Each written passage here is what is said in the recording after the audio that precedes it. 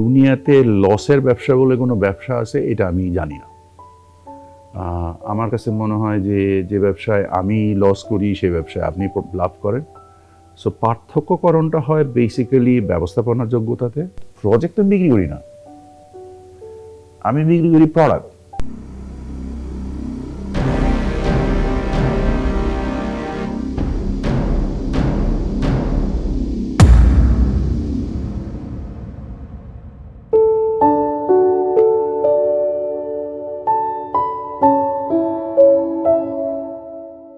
Akij being a very diversified company, so একেবারে সম্পূর্ণ ভিন্ন খাতেও চলে আসা। আমাদের লিগাল এন্টিটি আছে আবার 35টার মতো। সো এর মধ্যে অধিকাংশই অপারেটিভ, কিছু প্রপোজ, কিছু মানে under executions. The whole group employees about 55,000 people. সিরামিকে আমরা আসি প্রায় 10 বছর আগে বা একটু বেশি সময়। এবং আমরা যখন শুরু করি তখন বাজারটা যেরকম ছিল এবং আমরা যখন পোটেনশিয়ালটা রিয়েলাইজ করা মানে করলাম যে স্থানীয় এবং আন্তর্জাতিক বাজারে এর যথেষ্ট অপরচুনিটি আছে। সো দুটোকে কম্পোজ করে আমাদের কাছে জিনিসটা ইনভেস্টেবল মনে হলো। And then we went at that time the biggest plant. সিরামিক্সে আমরা প্রথমে টাইলস দিয়ে শুরু করি, 2টো লাইন দিয়ে শুরু করি। এখন আমাদের 5টা লাইন।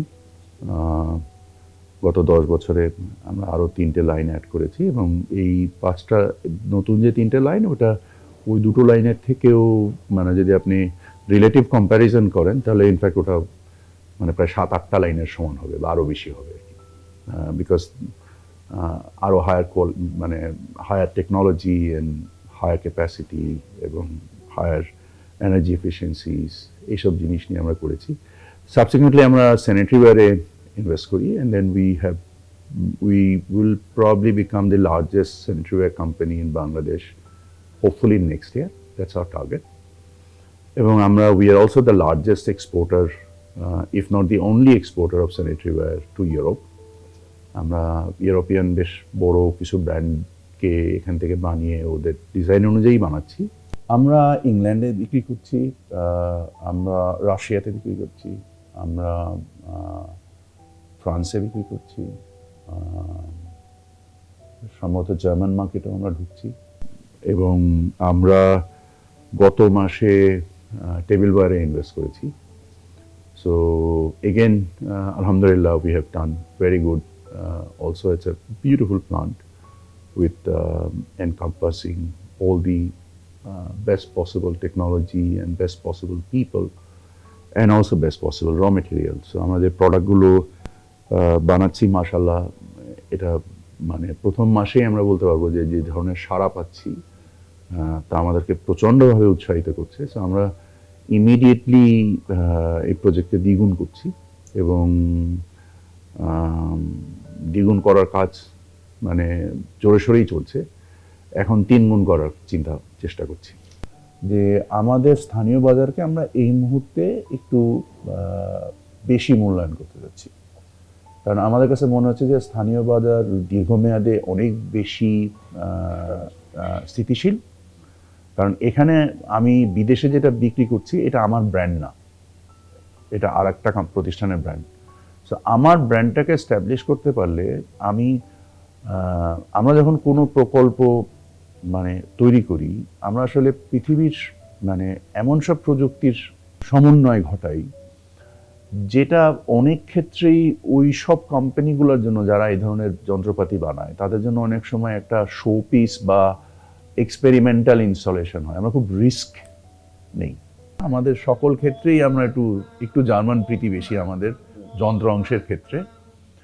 তো এবং আমরা যখন জার্মানি থেকে মেশিনও কিনি আমরা কেনার সময়ও অনেক সময় কিছু জিনিস যেগুলো মনে করেন প্রোটোটাইপ বানিয়েছে ওরা, আমরা ওগুলো কিনে ফেলি।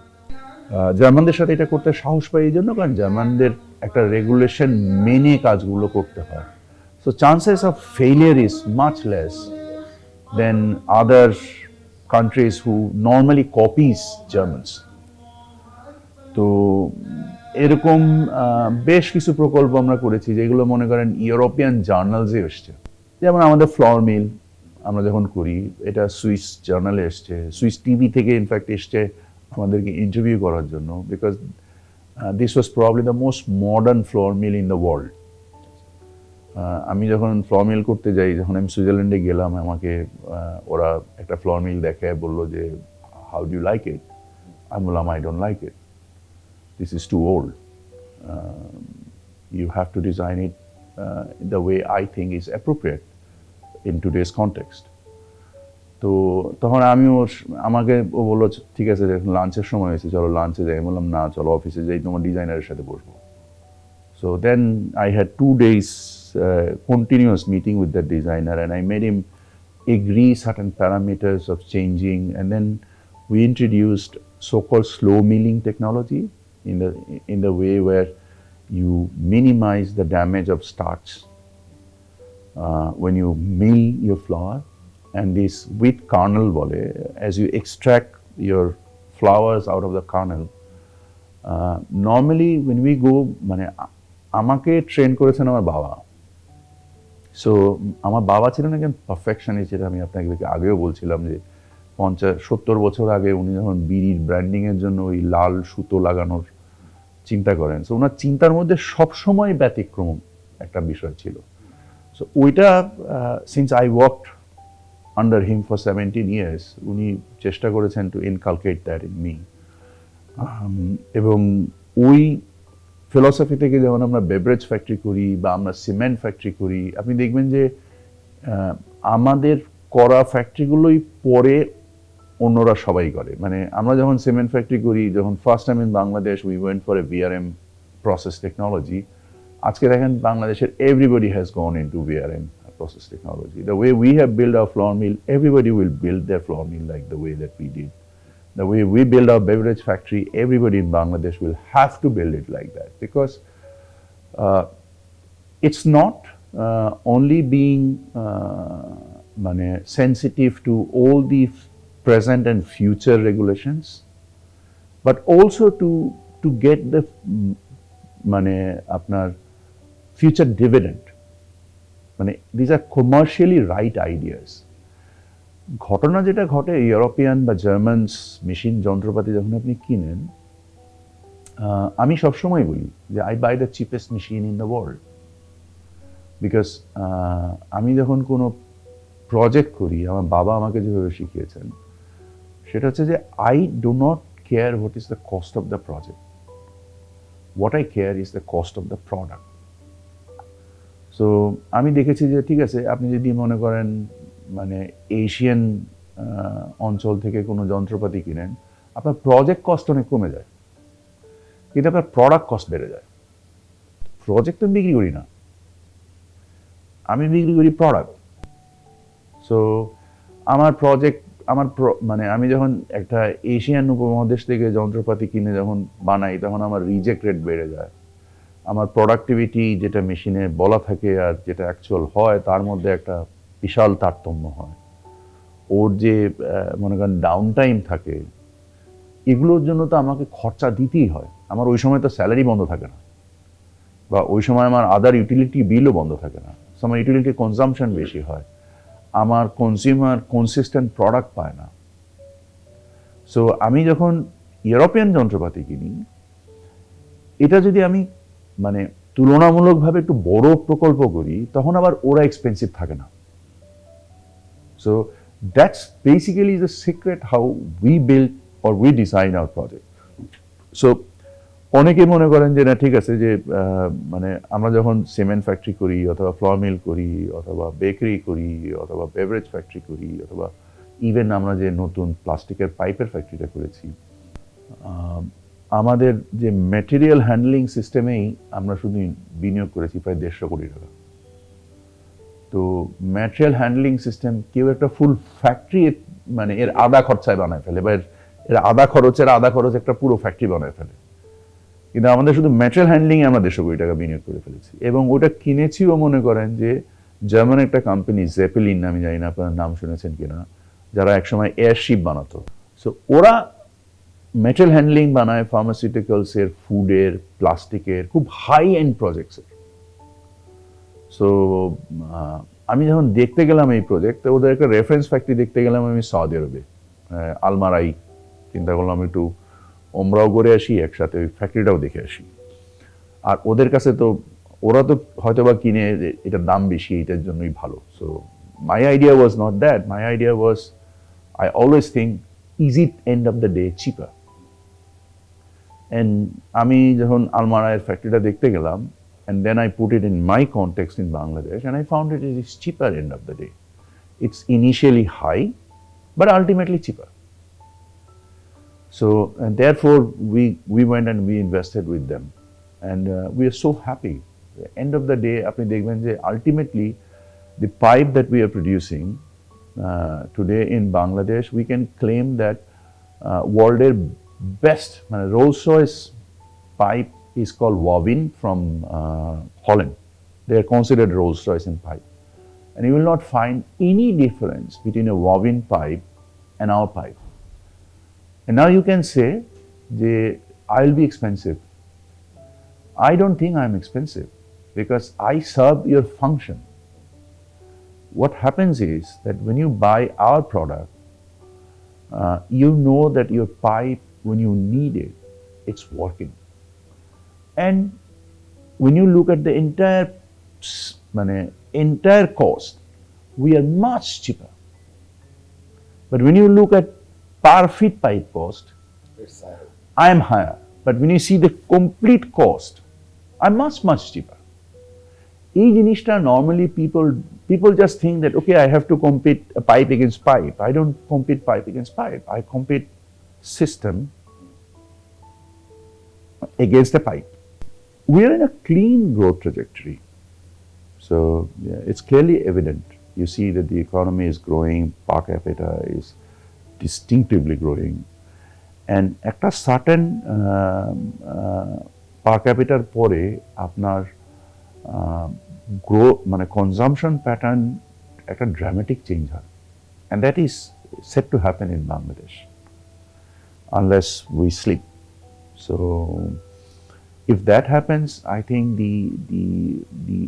the opportunity of becoming manufacturer for the domestic consumption, and by leveraging that also for international consumption. So I see both opportunity. I mean, dutoi dekhi ekshate because of the population, demography, and because of the size of economy, and as it has grown in last 20, 30, or even last 40 years pretty consistently.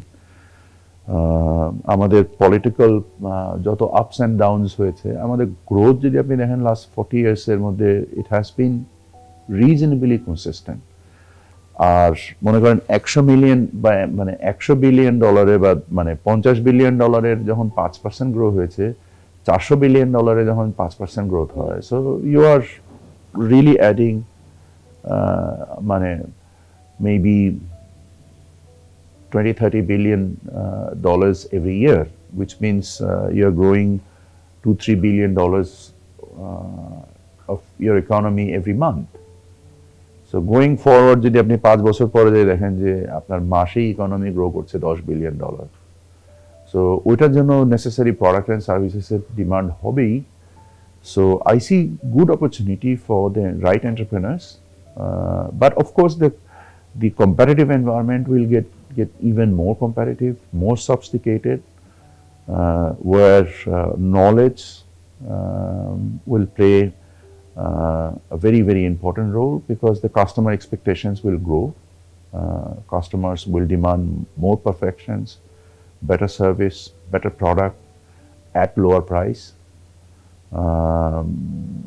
and এইটাই মনে করেন entrepreneurs like us that keeps us awake, how to meet that expectation.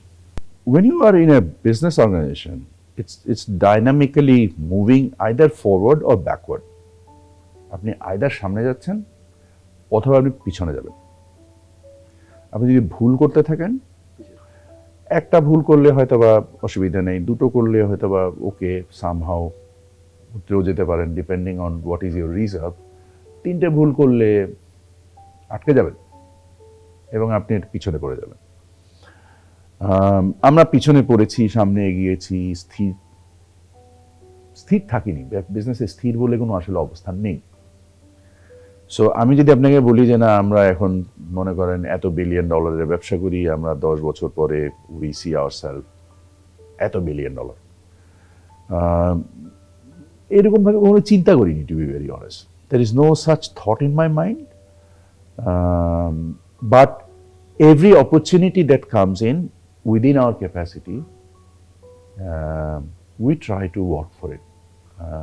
আমরা চেষ্টা করি মানে to comply the regulations.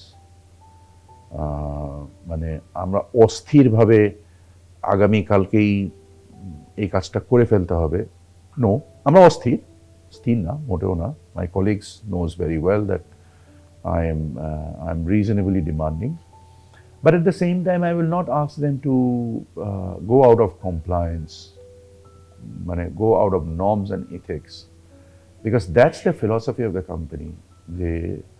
To remain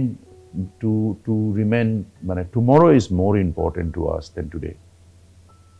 আমাদের কাছে আগামীকাল আজকের থেকে বেশি গুরুত্বপূর্ণ, because the responsibility that I have of the entire group or of the people and the business and the resource, it's a huge responsibility. You just don't play with it without prudence.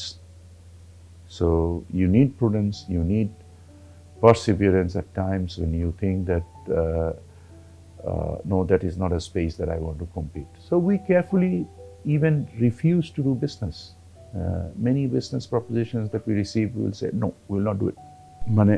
পৃথিবীর সবচেয়ে বড় meet না pork যে কোম্পানিটা আমেরিকাতে operate করে, এটাকে গত বছর একটা চাইনিজ কোম্পানি কিনে নেয়। The biggest pork eater in the world today is the Chinese, and they also have the biggest pork farms. But they went and they bought this American company because the consumer trust in consumer product is critically important. So আমরা যখন প্রসেসিংয়ে আমাদের যে দু একজন মনে করেন চেষ্টা করছেন, এটা tip of the iceberg. The opportunity is enormous, there is no doubt. But এটার জন্য আপনার যে রেগুলেটরি স্পেস দরকার, আমরা যখন নিউজ পেপারে এই খবরগুলো পড়ি আমরা কি খাচ্ছি, তখন ডেফিনেটলি আমরা সবাই একটু নড়েচড়ে বসি এবং কিছু কিছু জিনিস খাওয়া বন্ধ করে দিই। তো এই যে এই অবস্থানটার পরিত্রাণ পেতে গেলে আপনাকে আপনার রেগুলেটরি স্পেসটাকে স্ট্রং করতে হবে। আপনার নিশ্চয়ই খেয়াল আছে, আমি নবপুর স্কুলে পড়েছি কিছুদিন, ঠাটারি বাজারে ভিতর দিয়ে যেতে হতো, আমরা ওয়ারি থাকতাম। সো আমি দেখতাম যে ওই গরু গোস্ত বিক্রি হচ্ছে, আপনার একটা নীল রঙের সিল মারা। সো মিউনিসিপ্যালিটি কর্পোরেশন থেকে একটা স্যানিটারি ইন্সপেক্টর এসে একটা নীল সিল মেরে দিয়ে যেত। এটা এখন আর নাই, না, you will not see that. অনুরূপভাবে আমরা যখন চিন্তা করছি আমরা কি খাচ্ছি, এর মধ্যে থেকে যখন এই রেসপন্সিবিলিটিগুলোকে রাষ্ট্রকে নিতে হবে, অপরচুনিটিগুলো প্রাইভেট সেক্টরকে ছেড়ে দিতে হবে, নাহলে আপনি খাবেন না, আমি যা বানাই। যতক্ষণ না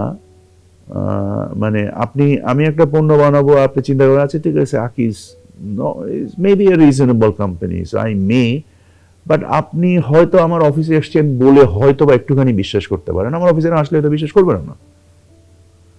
তো এই জায়গাটা, এই আস্থাটা তৈরি করতে হবে আগে, এবং এই আস্থাটা রাষ্ট্রের তৈরি করতে হবে যে bad needs to be punished and good needs to be preserved. ওইটা না করে আপনি যদি এই ধরনের প্রতিষ্ঠান আমি কালকে তৈরি করি, আমার একটা জিনিসই অফার করা আছে আপনাকে, যে আমার মুরগির গোস্ত অন্য যে কোনো মুরগির গোস্ত থেকে দাম কম। তো শুধু দাম কম দিয়ে আমি আপনাকে ওই আস্থাটা কিভাবে দিতে পারি? অসম্ভব ব্যাপার। একটা পণ্যের দাম কম করা সম্ভব যখন প্লে ফিল্ডটা ইভেন, সকলের জন্য সমানুপাতিক। এর মধ্যে থেকে কিছু স্মার্ট লোক কিছু অ্যাপ্রোপ্রিয়েট টেকনোলজি নিয়ে আসবে, যার মাধ্যমে সে আরেকজনকে কম দামে দিয়ে সে ব্যবসা করার সুযোগ পাবে, কিন্তু তাকে কিছু নীতি নিয়ম মান্য করে আসতে হবে, তাই না? আগে তো মনে করেন যখন একটা প্রসেস মুরগি কেনার সময় বা গরু কেনার সময় মানুষ হয়তো প্রথমে চিন্তা করতে এটা হালাল কিনা, আল্লাহর নামে এটা জবাই করা হয়েছে কিনা। এখন কিন্তু মানুষ আর এই প্রশ্নগুলো করছে না। ওকে, তারা প্রসেস ফুড নিচ্ছে, কিন্তু এটার বিস্তার সমাজে উচ্চ মধ্যবিত্তের মধ্যেও একটা অংশের মধ্যে সীমাবদ্ধ। এই অবস্থানটা ওই যে আমি বললাম আমার ছোটবেলার নবপুর স্কুলে যাওয়ার স্মৃতি থেকে, যে আমি যে দেখতাম যে নীল একটা সিল মারা থাকতো গোস্তের রানটার গায়ের মধ্যে, you don't see that. So regulatory স্পেসটা বাড়াতে হবে। Akij historically is a zero dividend company. And the owners never takes dividend out of this company. So the return earning আপনাকে মানে ইনভেস্টমেন্ট করতেই হয়। So there is a compulsion। মানে আমার বাবা যখন এই প্রতিষ্ঠানটা প্রতিষ্ঠা করেছেন আজ থেকে প্রায় 80 বছর আগে, ওনার জীবদ্দশায় উনি কোনোদিনও প্রতিষ্ঠান থেকে কোনো ডিভিডেন্ড ডিক্লেয়ার করেননি। ওই ট্রেডিশনটাকে ফলো করে আমরাও এখনো পর্যন্ত কোম্পানিতে কোনো ডিভিডেন্ড ডিক্লেয়ার করি না। সো ফলশ্রুতিতে আমাদের যে রিটার্ন আর্নিংটা থাকে এটা আমরা রিইনভেস্টমেন্ট করি। অ্যান্ড আমরা ডিভিডেন্ড নেই না বিকজ মানে we are an old company, the family does not need the money, but of course ভোগের তো কোনো সীমা নেই। সো আপনি ভোগ করতে চাইলে আপনার অর্থবিত্তের দরকার আছে। আর ওই যে আমি বললাম যে আপনাকে শ্রেষ্ঠ পণ্য একটু কম দামে একটু কম খরচে বানানো যায় কিনা, এটার জন্য অনেক ব্যস্ত থাকতে হয়। সো ওই ব্যস্ততার মধ্যে ভোগ করার সুযোগও পাওয়া যায় না। সো তাহলে টাকা দিয়ে করবো কি? আচ্ছা ঠিক আছে, তাহলে ওই মানে হয় কোনো কস্ট রিডাকশন স্পেসে বিনিয়োগ করো, অথবা কোনো ক্যাপাসিটি এক্সপ্যানশনে বিনিয়োগ করো, অথবা নতুন একটা প্রকল্প করো। আর philosophically মনে করেন as the company gets richer, I also get richer. So it's not that I'm not included in the equation. So এটা একটা philosophically শুনতে খুব মজার মনে হচ্ছে যে না, I'm into some kind of philanthropy, I'm in Grameen Bank or whatever. No, I'm not. I'm a pure commercial organization with profit motive. And with that, I think আমার বাবা probably have said this বড়লোক কোম্পানির গরিব মালিক হওয়া। So that's probably says a bit of the historical philosophy, which of course মানে generation to generation it will change from my father generations to my generations to my children's generations. I think meaning of consumption will also change. And it has changed.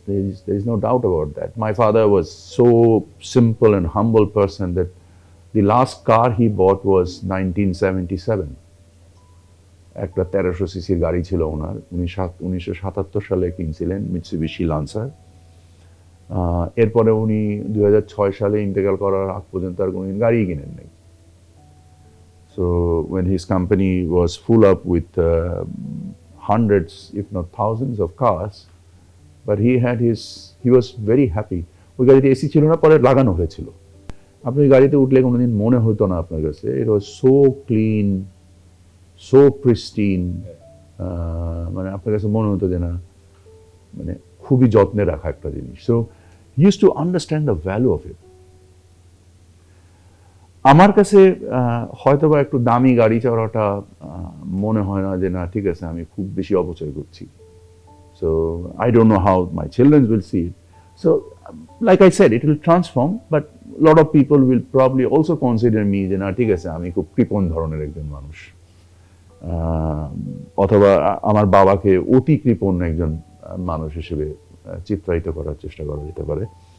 But না, আমার বাবা মোটেও কোনো কৃপণ মানুষ ছিলেন না, কারণ একজন কৃপণ মানুষ এই ধরনের কর্মকাণ্ড করতে পারার কথা না যা উনি করেছেন। তবে উনি পরিমিতি বোধের মধ্যে বাস করতেন। ওনার অবয়ব বা ওনার কাপড় চোপড় ওই সিম্পল সুতি পায়জামা পাঞ্জাবি স্যান্ডেল, একটা চামড়া sandal, that was his life. But অসম্ভব পরিপাটি। উনি যখন হেঁটে যেতেন তখন ওই আপনি সুগন্ধির গন্ধ পেতেন, এবং একেবারে বিড়ালের মতো হেঁটে যেতেন, মানে আপনি কোনো রকম কোনো নিঃশব্দ হেঁটে যেতেন, শুধু একটা ফ্লেভার পাবেন যে উনি এখান থেকে হেঁটে গিয়েছেন। ওটা পাওয়া যেত। মানে যেহেতু আমার দাদা অসম্ভব দরিদ্র একজন মানুষ ছিলেন, সো ওখান থেকে মনে করেন যে আমার বাবা মানে যেটা আমার বাবাকে সবাই দেখে যে উনি অনেক সম্পদের সমাহার করেছিলেন। আই থিঙ্ক আমার বাবাকে এই জায়গাটায় আমি অনেকেই বলি যে এই জায়গাটায় আমার বাবাকে অনেকে ধরতে পারেন না। মানে আমার বাবা সবসময়ই সম্পদের থেকে বড় ছিলেন, সম্পদ সবসময় ওনার কাছে ছোট ছিল।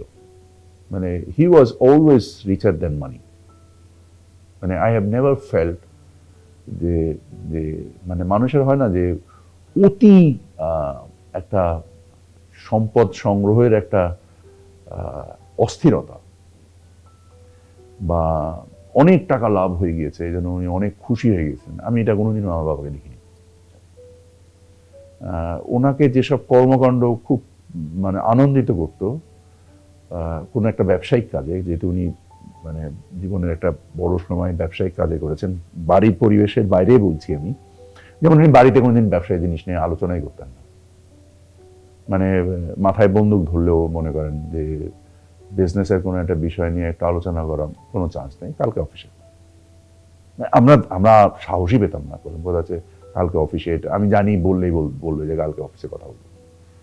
So no matter how important is that. So ওই রেজিমেন্টেশনটা ছিল ওনার, প্রচণ্ড রেজিমেন্টেড একজন পার্সন ছিল।